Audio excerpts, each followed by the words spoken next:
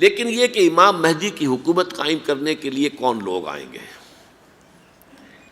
عرب جو ہیں وہ اندر سے کھوکھلے ہو چکے ہیں، عیاشی نے، دولت نے، پیسے نے، دولت، پیسہ، عیاشی، اس کی وجہ سے کھوکھلے ہو چکے ہیں۔ یہاں میں آپ کو دو حدیثیں سنانا چاہتا ہوں۔ سنن ابن ماجہ کی روایت ہے حضرت ابو ہریرہ سے رضی اللہ تعالی عنہ، قال قال رسول اللہ صلی اللہ علیہ وسلم اذا وقعت الملاحم بعث اللہ بعثا من الموالی ہم اکرم العرب فرسا واجودہ سلاحا یوید اللہ بہم الدین، رواہ ابن ماجہ عن ابی ہریرہ رضی اللہ تعالی عنہ۔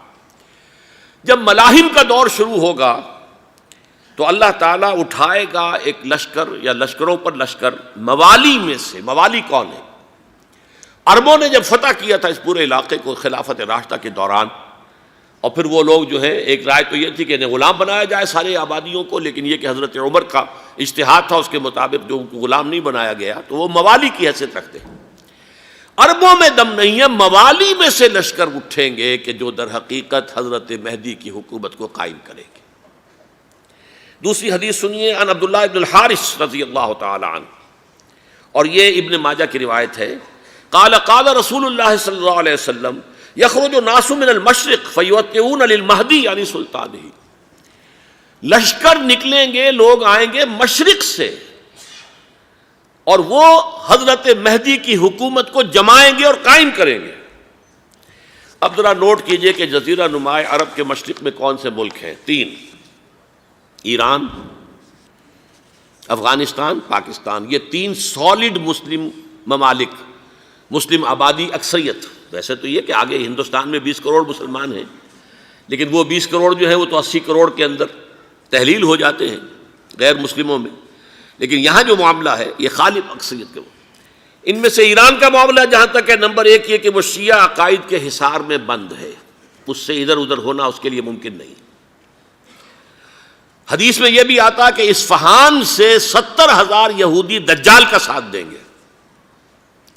لیکن بہرحال خراسان ایک صوبہ ہے افغانستان کا اس وقت بھی، شمال مشرقی کونے میں، مجھے امید ہے وہاں سے خیر کی، کیونکہ خراسان کا لفظ وہاں پہ شامل ہے، اور حضور کی حدیث میں بعد میں آپ کو سناؤں گا کہ خراسان سے فوجیں چلیں گی جو یروشلم کو دوبارہ حاصل کریں گی، فتح کریں گی۔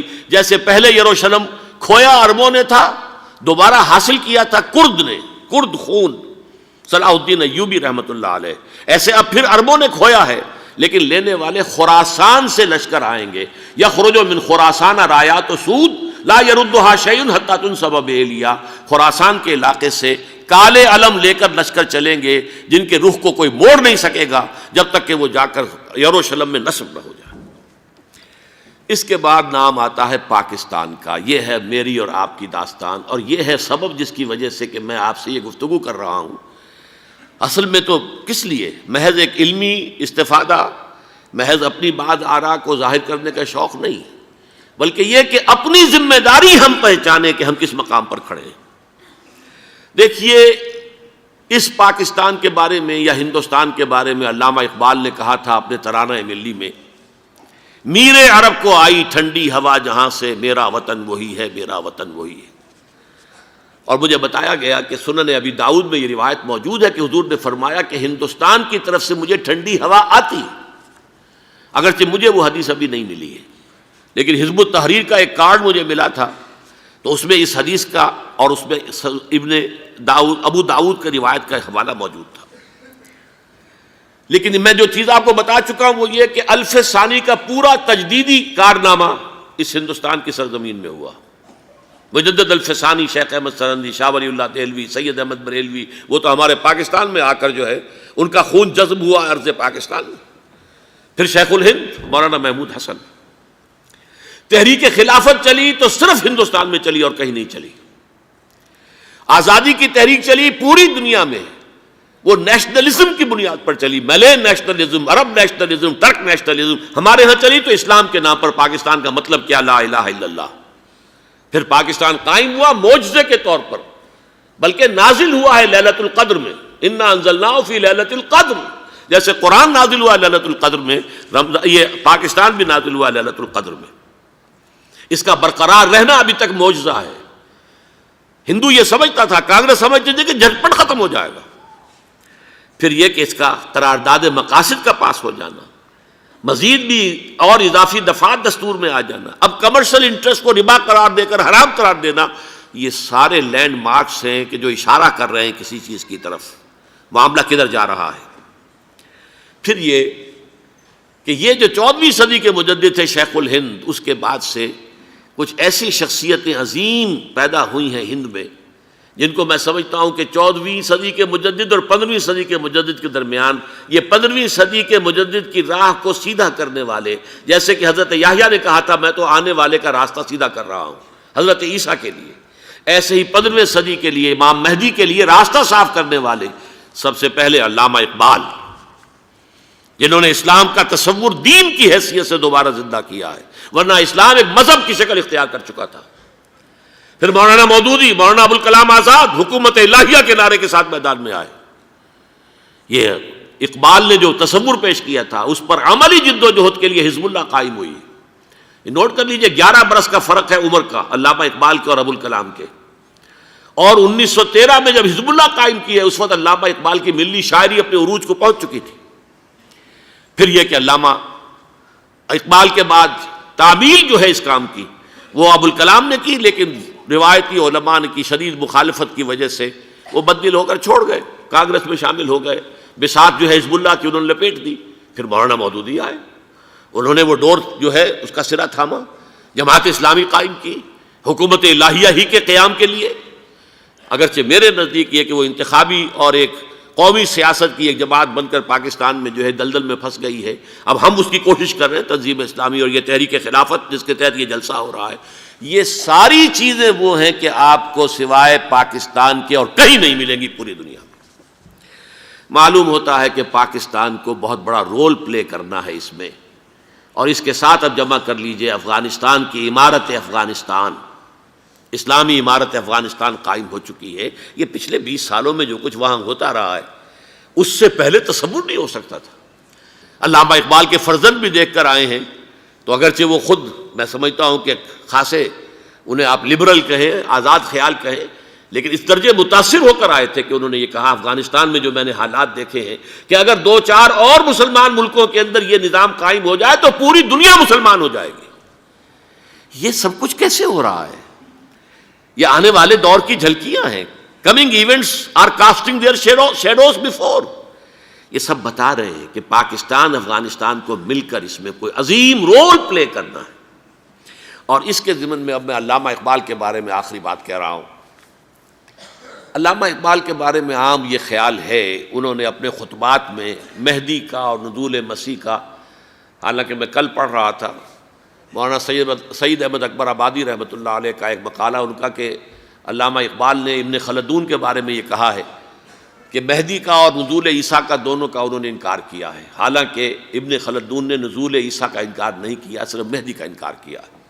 بہرحال علامہ اقبال نے خطبات میں انکار کیا ہے، لیکن یہ کہ اپنی شاعری کے اندر میں چیلنج کرتا ہوں کسی بڑے سے بڑے اقبال شناس کو، ان کا یہ شعر ذرا سنیے: خضر وقت از خلوت دشت حجاز آید بروں، کارواں زی وادی دور و دراز آید بروں۔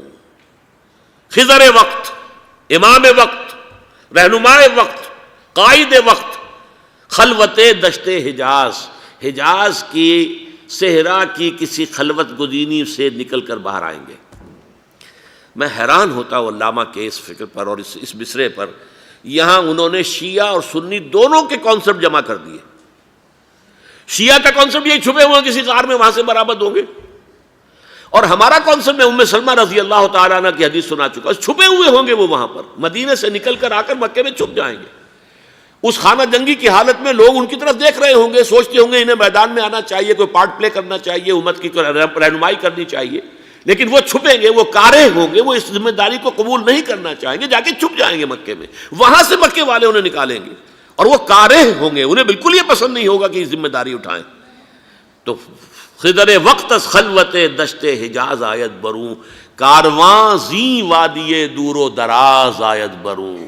کارواں جو چلے گا ان کی مدد کے لیے اس وادی دور و دراز، اس زی عظیم وادی دور و دراز، یہ وادی سندھ ہے۔ وادی سندھ جو ہے ہم سمجھتے ہیں کہ صرف یہ پاکستان اور پنجاب جو ہے یہ اس میں شامل ہے، سندھ اور پنجاب نہیں، افغانستان کا پورا مشرقی علاقہ اس میں شامل ہے۔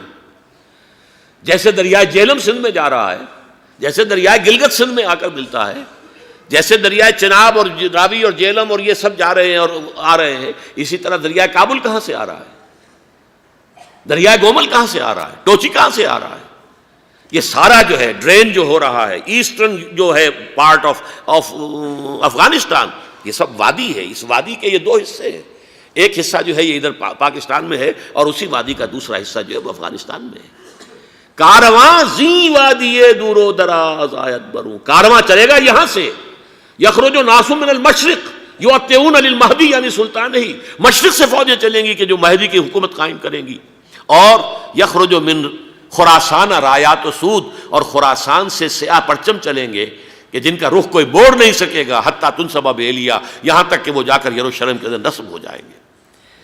حضرات، میں ایک میری گفتگو کا حصہ باقی تھا لیکن میں اسے چھوڑ رہا ہوں، اس لیے کہ گلوبلائزیشن جو اس کی ہوگی، جو خلافت علی منہاج النبوہ کی تجرید کامل حضرت مہدی کے ہاتھوں عرب میں ہوگی، اس سے پہلے اس کے لیے محنت، کوشش، جد و جہد پاکستان اور افغانستان میں ہو چکی ہوگی جو اسے سپورٹ کرے گی اور وہاں جا کر حکومت قائم کرے گی۔